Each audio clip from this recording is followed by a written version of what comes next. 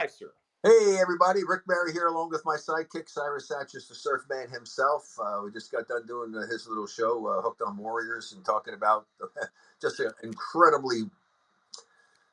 incredible performance by two players especially, and of course the whole team to win a Game 7 on the road as convincingly as they did. So really excited my old team, the Warriors. Steph Curry, a record-setting performance, and it wouldn't have been possible without the amazing blue collar, whatever you want to do, lunch bucket effort on the part of Kayvon Looney. It was just a freaking beat on the offensive boards and just kept keeping things alive. And yeah, so congratulations to that. If you have an opportunity, you can call in and leave a question or say something if you'd like to do that. But it's nice to be back here on Mic'd Up. Some exciting things to talk about. The NBA, I think, first time ever, I think that they got to a semifinals where a 5, 6, 7, and 8 seed have made it into Correct. conference finals in both the conference. It's crazy. I mean, It what's is. going on is nuts. That just shows you what's happened. Different injuries and things of that nature. We'll talk a little bit more about that. But there's some things I'd like to go over and talk about, with the Warriors. But let's get some of these questions out of the way for some of the people here, so we can focus on that. Then I can get into some of the notes I took in this game that had me very concerned. At a couple of points during the game. Yeah, that first half I was anxiety ridden. I wasn't feeling great. Here's a Nick Fenske, who I think I've seen on Twitter a couple times. Here's Nick. Hey Rick, hey Cyrus. Hey, great victory today. I'm just wondering, in this next series with the Lakers, are the Warriors going to be able to use more of their bench, i.e. Kuminga and JaMychal Green? All right, guys, look forward to hearing your response. Great day for the Dubs. Go Dubs! Yeah, for sure. I mean, obviously, it's a totally different team they're going to be playing against. The size is going to be a factor. You got Looney will probably do a nice job, with his position having to do something against Davis. But then you've got LeBron, who I'm sure that'll be Draymond's responsibility more than likely. But I would think that some like Kuminga, I would assume we're going to see Kuminga more. Perhaps series. I certainly hope so. But I think it was great for Moody to get a little feel, and that'll make him feel a little bit better, getting an opportunity to play some. Peyton, same way. I mean, this again will be experience because the Lakers don't have that kind of experience. I mean, you've got Davis and you've got LeBron, obviously, with amazing experience, especially LeBron. LeBron has more experience than all the rest of the Warriors put together, and probably all the rest of the Lakers, other than Davis. But yeah, it's going to be interesting to see what Steve comes up with and how they proceed to play this one. I get worried at times, but they have to do it sometimes when you have some big people protecting the rim and being tough inside, is how their team defense is going to work, who they're going to leave alone. I would leave LeBron. I'd let LeBron shoot threes the whole game myself. I mean, Draymond can play him tough and do stuff, keep him out there, force him out, drop off him, say, hey, LeBron, if you're going to beat us at 30 years old shooting 3-point shots, we can live with that. And you just don't want to let him get it because he got a lot of heads of steam in that last game that they played when they closed things out.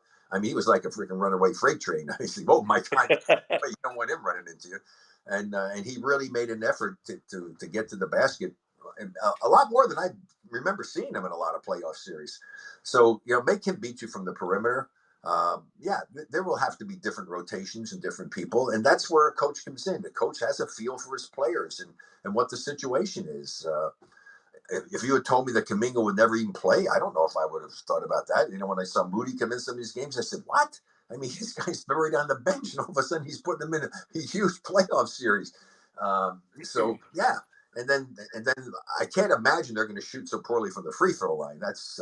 God, I was dying in that third period. I mean, that was crazy. But the first half was interesting. I mean, a very competitive game.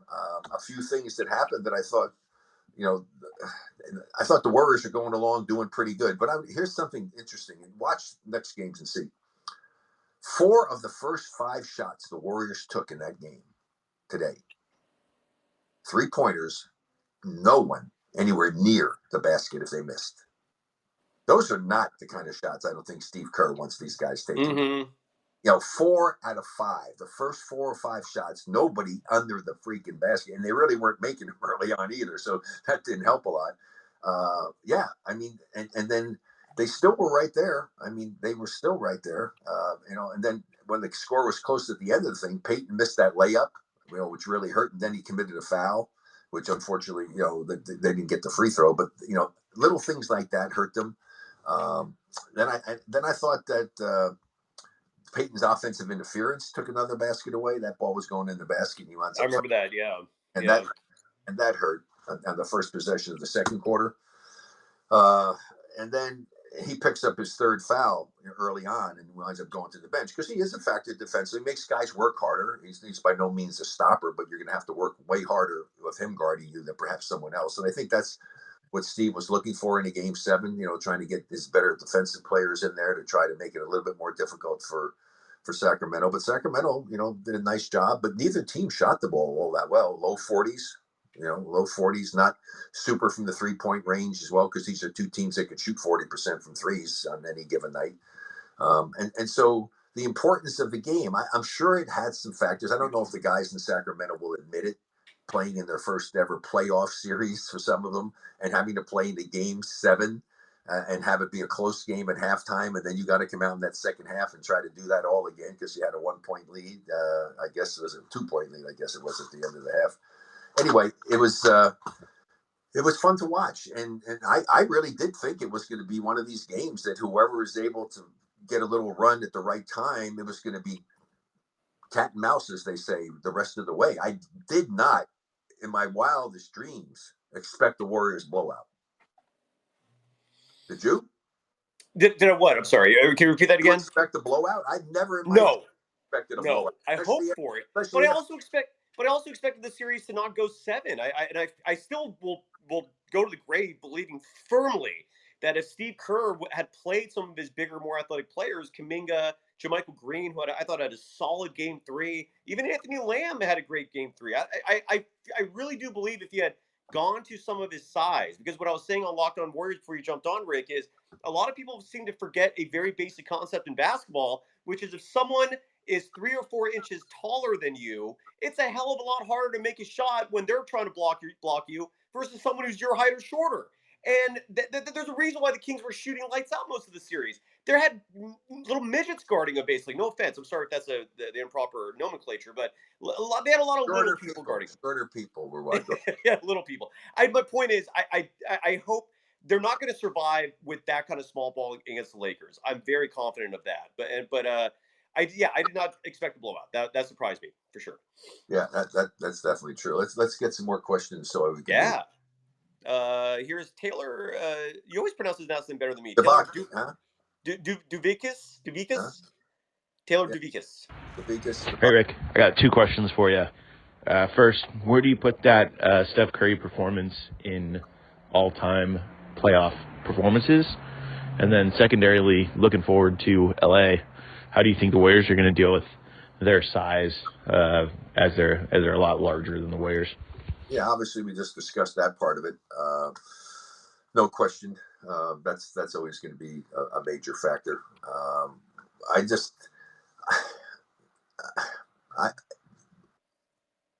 just don't know what to expect with this team this year. I really don't.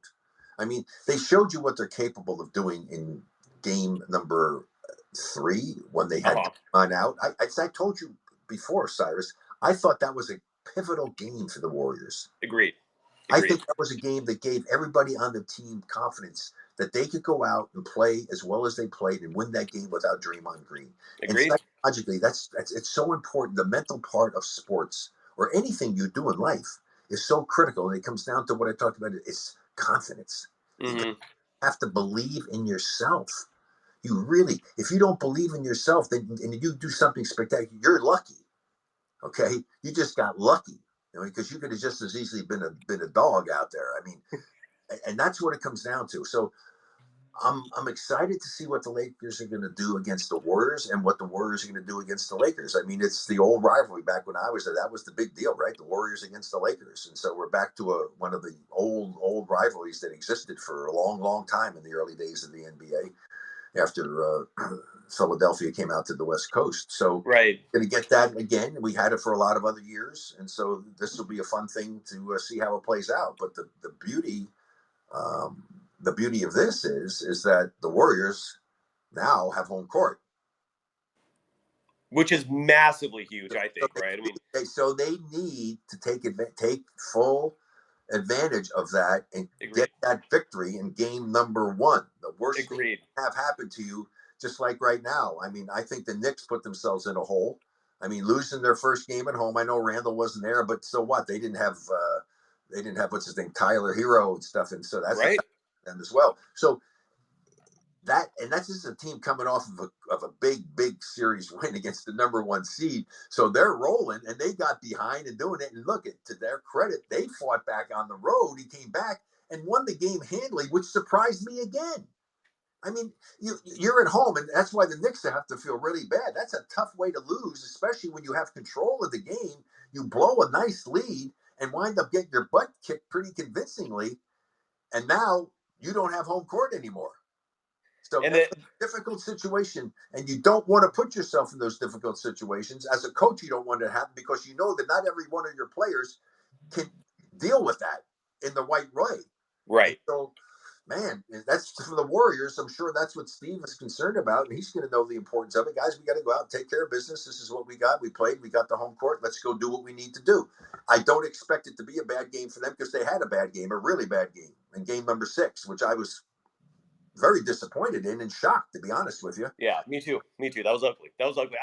And just to add to that, Rick, I'd be curious to know what your thoughts are on how potentially meaningless the regular season has become, given both the Warriors and the Miami Heat finished the regular season 44-38, yet they're the ones alive over teams that had much better records than them. And I also want to add, Klay Thompson said a couple interesting things in the post game of today's game. He said, first off, that this is now going to be known as the Stephen Curry game. This game 7, it'll be forever be known as the Steph Curry game. And then he also said, when discussing the upcoming Lakers series, his dad Michael Thompson played for the Lakers, won titles there. He said it's a dream come true to have a playoff series against the Lakers. Yeah, well, there you go, and I've always spoken about Klay, and I love Klay, and have great respect for his skill and as a person. He's this kind of a player. Yeah, yes, he is. No, seriously. I mean, he is. He's a guy that can go off and get you 30, right, 37 or 8 in one quarter, and the next thing you know, he'll drop 20 on you before you know it. But he also can have games like he had in this game. But to his credit, he never lets it bother him. He's got a great demeanor, and he's able to deal with that. So mentally, he believes in himself. He has the confidence in himself because he did it in this game. Right. Had a terrible first half, came back and played well in the second half. Not even close to what he's capable of doing. And the beauty of it is that happens and you win by 20. Yep. If you're a Warriors fan, you got to be so excited. As I started out on the other show when I talked to you on the Long Time Warriors, hey, my God, before the game, I would have made so much money. I'll give you odds and everything. Here's the deal. Klay Thompson's going to go, 2 for 10 from 3-pointers and 4 for 19 or whatever the hell it was. It was, yeah. Warriors, and the Warriors are going to win by double digits. Everybody in the world would have bet me on that. Incredible. And I would have gotten great odds against that. Nobody, I think nobody in their right mind would ever conceive that Klay Thompson with those stats, that the Warriors would win Game 7 on the road. Seriously. It's absolutely incredible. It's remarkable. It really is. Do you want to hear from Reid Swanson? I don't know what this is about, but here's Reid. Hey, Rick, Reid Swanson, Danville. Curious to know, obviously looking at Steph Curry, a signature moment or a signature game that you remember in NBA or college where you look back on with a smile and really tell me about that day or that night. Thanks. Love to hear it. Oh, for me? Oh, well, I had games that I remember that were important to me, that meant a lot. I mean, obviously, winning a championship was great. Getting the sweep and pulling that off was great. My whole thing is I never thought about that stuff. And I will give you a better answer than that to give you something I'll talk about, because I played for only one reason. I played to win. Mm-hmm. And I never thought about individual records. And Cyrus, I've told you, I have learned more. I have done more things in my career that I had no idea that I had done because nobody ever paid any attention to it back then. All of a sudden, I see, oh, so and so has done this, and he joins, Rick Barry. I said, oh, I did that. That's interesting. I mean, but now statistically, we're so into it. I mean, it's getting crazy in all sports now. But they come up with things that I had no clue whatsoever. So, for me, it's just go out and play the game as hard as you can play and do it. But I do have certain things that I remember. The most important thing was winning the championships. Of course, that was it. And it wouldn't have mattered to me even if I hadn't played well. But unfortunately, I did. And I was fortunate enough to be chosen MVP of the series. And, didn't think I had super great games. I don't know. I think in the first game, the first game we played over there, I don't know, maybe had 20 something in that. And 30, I did have 30-something point games that are 2 games at home. But other guys got the job done. Jamal Wilkes was great at the time, and Keith Wilkes. But I remember those kind of things. But do you want to hear it? Do you want to hear I walked off with a smile is when I would shoot a shot, and I knew that I made it. I did that one time at the end of one game. I actually took the shot and ran off the court to the locker room. I said, oh shit! I hope that goes in. I'm going to look like a freaking idiot. But I was able to run out and go to the locker room. Those are kind of fun things that have happened. A pass that I made sometime that I'll always remember. My favorite pass. I can explain it perfectly. So if you want to hear that, let me do it. May as well. What the hell? I got nothing else to do today. So we're playing at the arena at home. Okay, in Oakland, and that runs north to south. So I'm on the north side of the arena, away from the bench, and there was a scramble, and guys were here and there and everything. All of a sudden, the ball got knocked loose, and people all weren't down the court yet. And so the other guy stopped. I ran forward towards half court on the left side.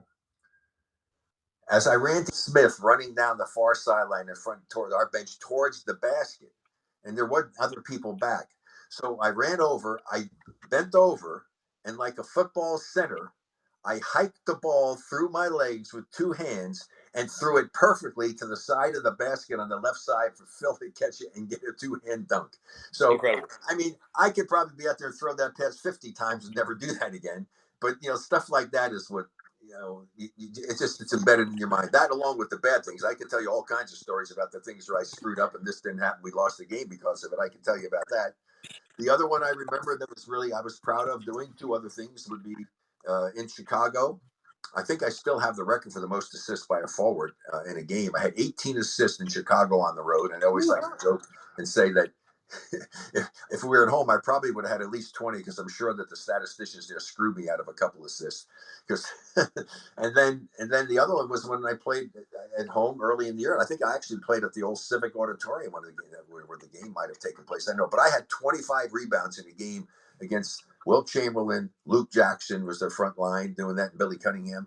But with Wilt Chamberlain in the game and Nate Thurman, and I got 25 rebounds. So yeah, that was meaningful to me. And I want to add the Golden State Warriors PR department tweeted this out. Stephen Curry today had his 8th career 40-point playoff game, which matched you, Rick, for second most 40-point games in franchise history. You and Steph both have 8 40-plus point playoff games. You both trailed Wilt Chamberlain, who had 10. So there you go. Yeah. Well, let's see. There you go. There's another thing I just got done talking about. Oh, and the other question for Douvikas is that yes, Steph Curry. That I would agree. I love Clay State. That will be the Steph Curry game. That will be the seventh game in a series, Steph Curry game, because he was spectacular. It just crazy stuff that he wound up doing, and it should be Steph Curry game. Thanks to Kevin Looney. And with a special honorable mention to Terrence Davis for the defense. Nick Cone, let's see what Nick has to say. How do you see the Warriors matching up with the Lakers in the next round? Okay. Part of a celebration there. I figured we'd get a lot of questions like that about it. It's going to be interesting to see what Steve Kerr comes up with. And we'll take a look at it, and we'll evaluate that and talk about it afterwards. But for me, it'd be wasting my time to go and speculate as to how they do or what they should do. I mean, that's up to him to decide. And our job is to look at it and evaluate it and give an opinion about it. So, well, I don't know, but I say it's a concern for me. I mentioned earlier, I was just saying, I would guess, well, you're gonna have LeBron James guard by Draymond. Well, no, that's what I was gonna. And Sorry maybe to interrupt not though, but maybe not. Exactly. Maybe not. I think it's going to be, and let me know what you think about this. My guess is it's going to be Wiggins guarding LeBron, and then Draymond is going to probably guard Anthony Davis, given that matchup has history to it, and Draymond's been successful for the most part. Yeah. As I said, so many variables to it and different ways that the Warriors can go doing it that way. And as a coach, you watch, you see how it's going. If it's working, you stay with it. If it's not, you make some changes and you make it, make some moves that you have to make, and you change your game plan. I mean, a game plan is not something that's written in stone and can't be changed out. You have to get a hammer and chisel to try to knock it out to change it. No, you just call a timeout and sit down and say, hey guys, we need to stop doing what we're doing. We got to start doing this. And so that's where coaching comes into play to make that happen for them. And you know what, I got to give credit to Mike Brown for a sensational season there. I like Mike, and he did such a great job for the Warriors all those years. Yes, he did. And now that they got the mics back in the huddles, I mean, I think both of them, said the right things in the huddles, things that they had. But I thought Mike Brown was right on it to his players what he had to have happen in that third quarter. And Rick, he is trying to get them going. They want this more. You got to want it a little bit more.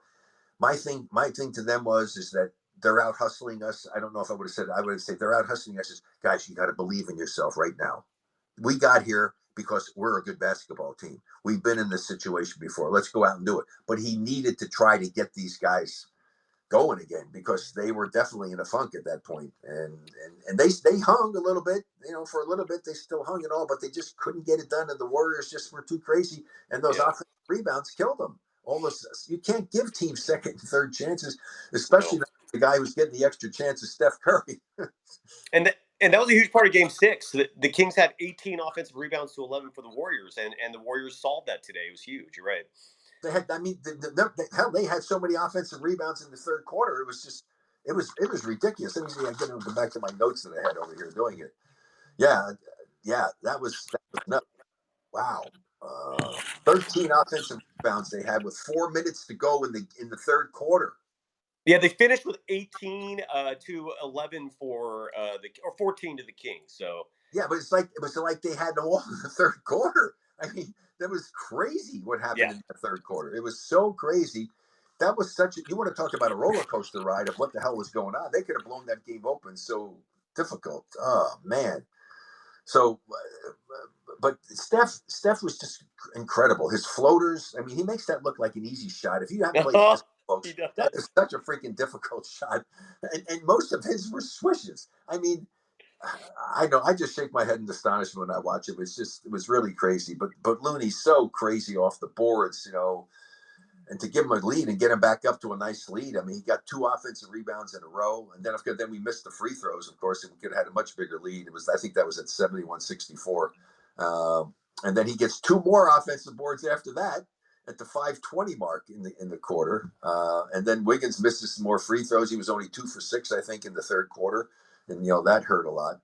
But but 13 offensive rebounds is that's crazy. I mean, that's why Mike was going nuts. I mean, I don't know if I've heard of a team get 13 offensive rebounds in one quarter. That had to be some kind of a team record. I would think if they look it up. I don't imagine any Warriors team ever had 13 offensive rebounds in a quarter. That is incredible. You're right. The other stat that I'm guessing might have set some sort of record was Stephen Curry's 38 field goal attempts in a game. Like he should put up a lot of shots. I don't know if that is a record, but it feels like a lot. I don't know, but yeah, that is. No, that is for a Game 7. That is. Well, because he's the first guy to get 50 in an NBA 7, right? Yeah, correct. The 7th playoffs. And so obviously, if you're scoring 50, you got to take some shots, but that's a lot of shots. 38. But he had to do it. I mean, but see, here's the thing: he had to do that because Clay wasn't there for him. No one else was there. No one else was there.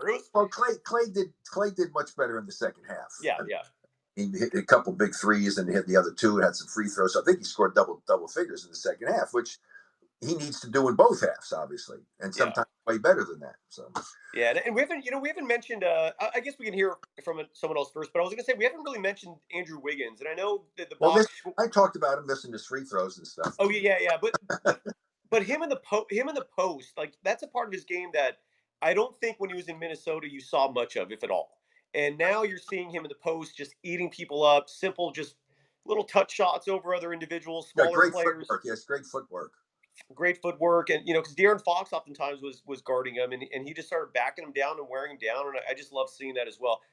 Here's Yeah, a what I talked about, what I told you, one of the problems and the thing is that Sacramento was attacking, and the Warriors weren't. They were all yes, 3-point shots, even at the start of this game. The first, 3-point shots, and then 4 of the 5, and not with nobody even under the freaking basket. And so to see Wiggins going in there and doing it, and even Steph was attacking and getting in there and getting a lot of shots and reverses. You have to continually put pressure on the defense. You can't just right. rely totally on the outside game.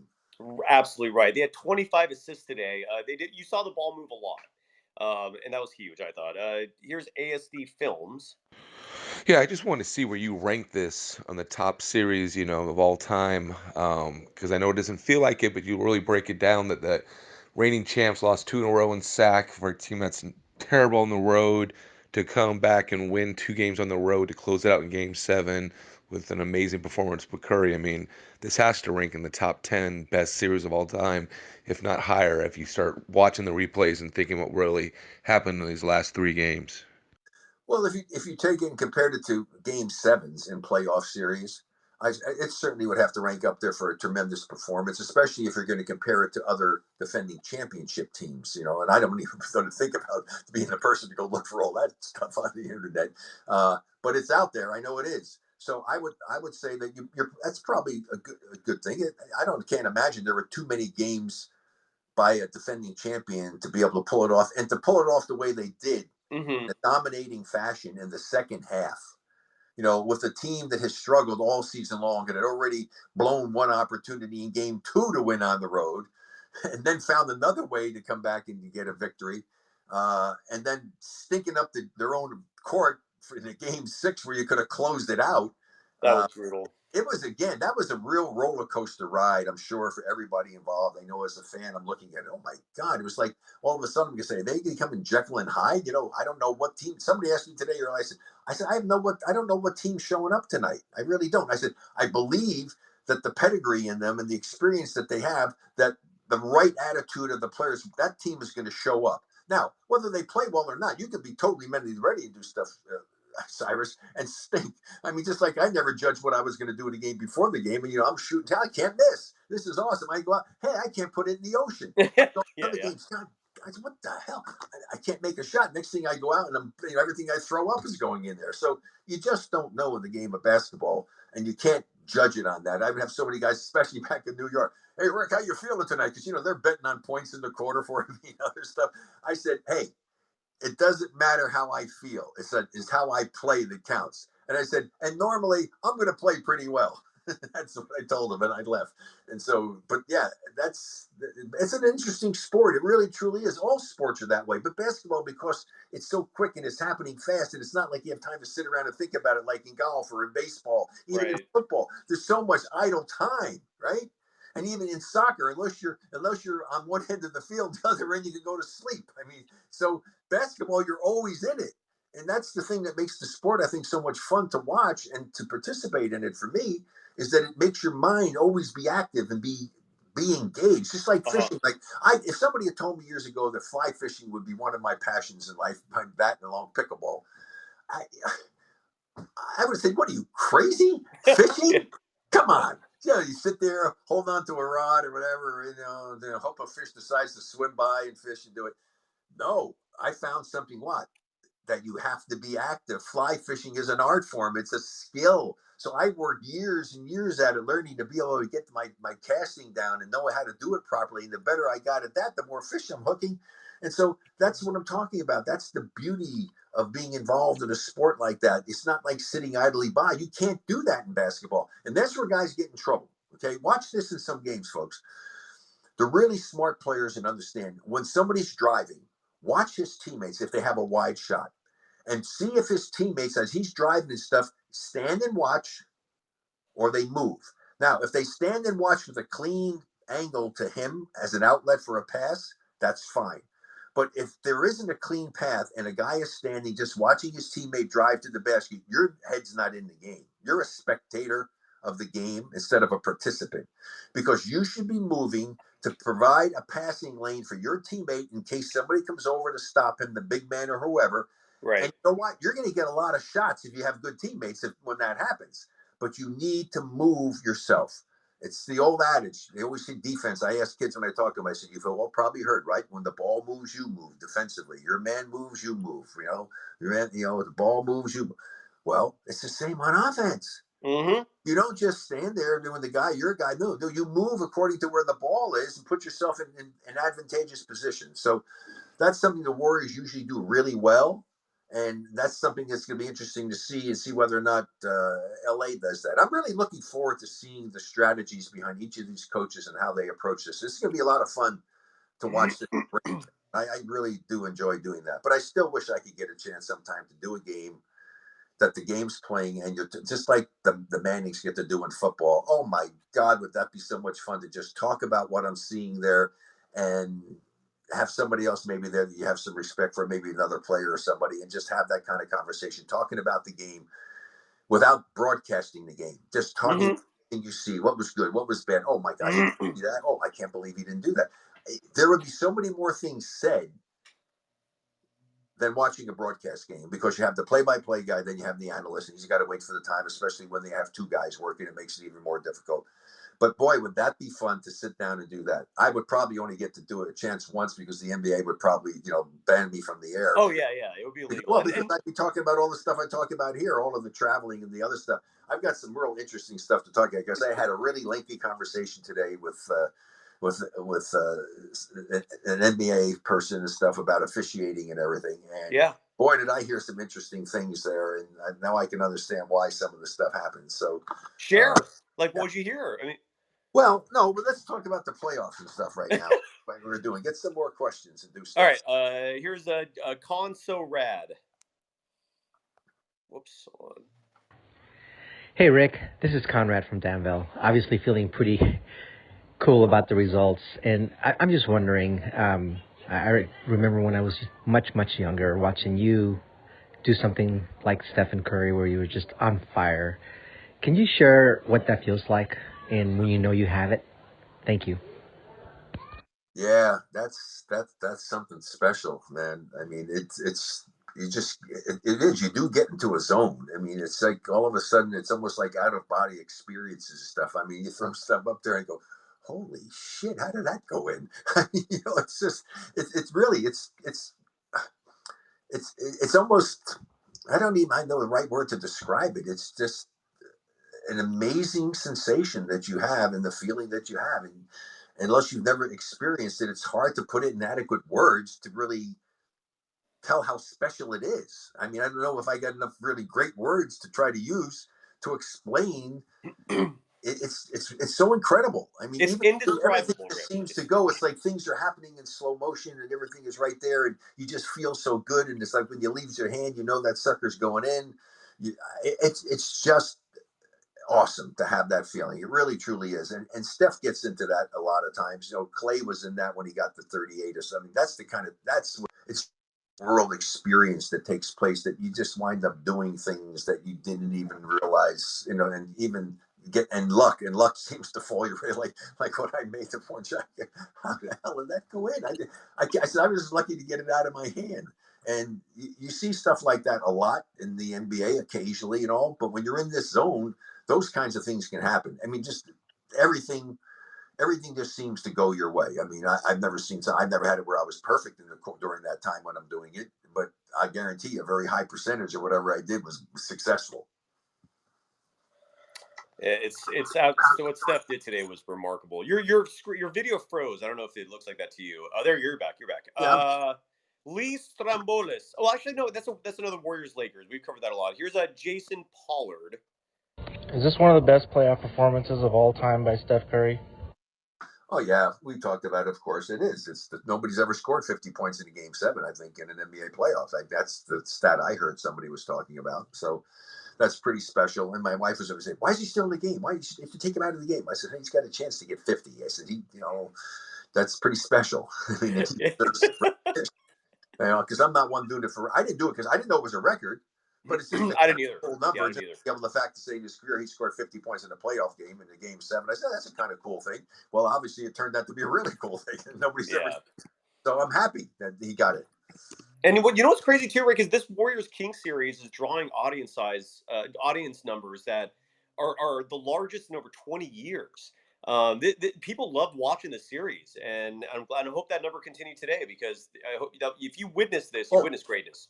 Well, here's the thing: is I bet you this is going to be really tremendous ratings for the series coming up, because I mean LeBron James and the Lakers, who are in themselves a story, who turned it around at All-Star break in the trades and stuff that they made, and they revamped their team, and here they are. Knocking off a 2 seed to be able to get into the finals of the Western Conference playoffs. That's a great story in itself. And the same thing with the Warriors. I mean, a defending champion who struggled throughout the season, all of a sudden comes off and they knock off the number 2 seed. So, wow. I mean, that's pretty cool stuff. Agreed. And the previous record, by the way, I just looked this up, was 48 just 2 years ago by Kevin Durant in that Buck series. There you go. There you go. Yeah. I think we have one more that's has a original question. Craig. There we go. Hey, Rick, it's Craig from Pleasanton. Looking at the game, Looney was, I think, a big key giving the Warriors second chance shots. I think he needs to be the MVP on this game, even though Steph did make tons of points. Your thoughts? Yeah, well, obviously these things are recorded before we go on the air, and we've answered that, and you're absolutely correct. I mean, the Steph MVP record doesn't. It doesn't. Well, the Steph Curry record doesn't happen without the performance of Kevon Looney in this. That's fair. Yeah. Really, seriously. Yeah.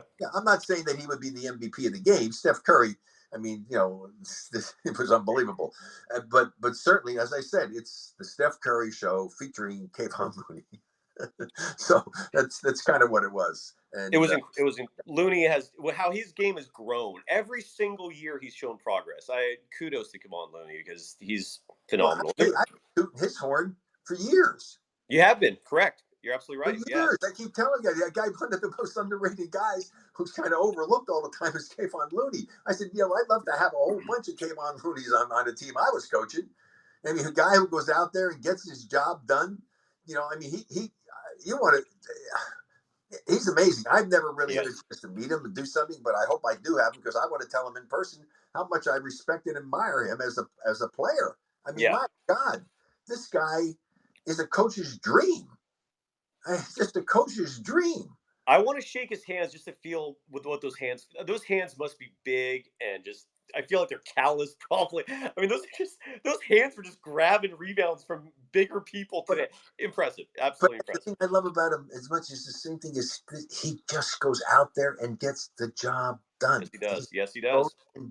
He goes and gives you everything he has every single night, plays smart, goes about his business, doesn't make a big stink about anything, and the guy is really underpaid for what he's done for this team. I mean, I know he's become a multimillionaire, and God bless you for that. And still underpaid though, Rick. Rick's still underpaid. I mean, I said he's like 30. They said on the air talking about that he's like 30 something the pay thing for centers in the league. Yeah, exactly. And just to add to that, he was a free agent this last offseason, and there was a lot of concern the Warriors were going to lose him, and he signed a deal again that he probably could have made more elsewhere. He signed a 3-year, $24 million deal, gives him $8 million per season, and I feel like that was a local discount that he gave the team. Kudos. Thank you, Kevon. I mean, a big time discount. Yeah, I agree. A big time discount. I agree. There's one more question that came from after the game. The rest are before the game, asking hypotheticals like what happens if the Kings win. Here's Lee Stambollis. Another redundant question, but might as well play it. Here's Lee. Hey, Rick. How do you see the Warriors and the Lakers matchup now? Obviously, the Lakers have the big front line. Your thoughts on all of this? Thank you. This obviously happens, so hopefully you were listening earlier, because we did address that question, and it's going to be fun to see what the Warriors come up with Steve Kerr and Steph decide on doing as to how to combat that lineup for the Lakers. So I'm looking forward to seeing that. That's the part of the game I enjoy watching and seeing, because matchups are such a key element. I mean, agreed. Coaching on that level, it's always trying to give yourself the upper hand, and make changes on the fly if you see something happening, and capitalizing on things that are happening while they're going on to make sure your team is doing that, but not to be a control freak coach calling out every play from the sideline and slowing the ball down and, oh, yeah, let's do this and do that and do that. No, put the faith in your players. Teach them properly. Put in practice sessions that are going to show them what needs to be done under what circumstance so they feel confident about it and do it. And let them play and let them do the things and just reiterate what I said to them about how we want to play. This is what we want to do. We want to pass it up. We want to go into this. Just make sure you do that. And hey, get the ball to the guy who's going good. And that's all you should have to tell your team. And then just see if they're not doing it. Then sometimes a blow whistle timeout. Might always used to do to my guys is this. Point to the side of my head. Think. What are you thinking? Come on, get your head in the game. And that should be enough to get your players to do. And I say, if I have to do this again, I'll be doing it to you right next to me on the bench. Do you have any predictions? I'm not a predictor. I know, but I used to hate it when I was doing my broadcasting on national thing. Well, who do you pick? And I said, hey, if I knew that, I wouldn't be working here because I'd be really wealthy. So who knows? I don't know. I mean, I don't know how these guys are going to play. I mean, who knows? Yeah, I think the Warriors, and that's the same thing for the Lakers. Well, I think the Warriors will win this series. I think the Kings presented problems that the Lakers will not present, and the speed and athleticism the Kings had was a handful. I mean, and you're not going to see that nearly as much of the Lakers. D'Angelo Russell, Herder. I mean, or not Herder. The guy from Germany, I forgot his name. Those are your quicker guards, and the Warriors can handle that. I really believe it. I see this being a 5 or 6 game series personally, but that's me. Well, I hope you're correct. I'm obviously. I hope so too. I'm going to be pulling obviously for the Warriors to do that, and I'm just looking at watching the games to see how they unfold, to see what each of the coaches are doing, and see how the players perform. This is why I really like watching. It's an important time for a player because if you do get to the playoffs, you really have to elevate your play. And here's the thing: when you trust me on this one, folks. Agreed. You see a player in comparison of his regular season and his playoffs, okay, and see what he did in each for his career. That's a pretty telling statistic, okay? But it isn't sometimes as telling as it could be because the bottom line is that they make it so much more difficult, the officials, by the way they call the game. So if you're able to elevate your game in the playoffs, man, if they were calling the game like they did in the regular season, it'd be a hell of a lot better than that. So instead of being a little bit better here, you might be all the way up here because they don't call a lot of stuff in the playoffs. They had a lot of stuff go, and you just have to be ready to meet that challenge. And a lot of players, in their careers and stuff, check it out sometime. It's a fun statistic to take a look at for players who have retired and all, and just look at that. And that give you a pretty good indication, I think, really, of the guys that were able to do what they needed to do, as opposed to those who were not able to basically elevate their game. I'm with you, Rick. And I don't have to go ahead and say I'm picking on anybody because you'll see for yourself. Rick, we've been at this for nearly 2 hours. I got to run to the bathroom. Anything else we should add?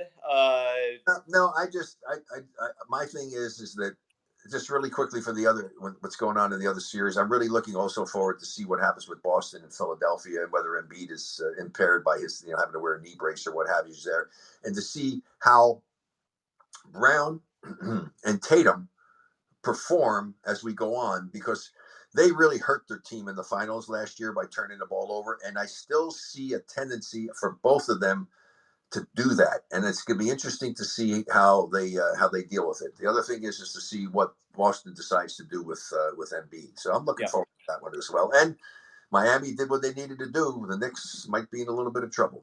God, Jimmy Butler is. I mean, if Stephen Curry didn't exist, all the attention would be on Jimmy Butler. But Stephen Curry scored 50 in Game 7. There you go. What a remarkable performance. We watched greatness today, Rick. That doesn't happen often. You watched one of the great performances in the history of basketball in a Game 7 in the playoffs, without question. And he's a very, very special player. And what I love, he just does it with so much joy. You can just see how much he is enjoying himself playing. I can't even express that enough. I mean, I enjoyed it enough, but I didn't show it like Steph Curry. People look at me, think I was always mad and stuff because I was very intense, and doing stuff. But Steph is able to just let it out there flowing. But trust me, inside, I love what I was doing. I did. Facially, you never would know that. I love it. Rick, All always a right, pleasure, everybody, sir. hey, And all again, the best. Let's go. This is not a Warrior show, but I'm going to be saying go Warriors. And we'll look forward to having you join us the next time. God bless all of you. take care, everyone. Thanks, Rick. Always a pleasure, sir. All righty.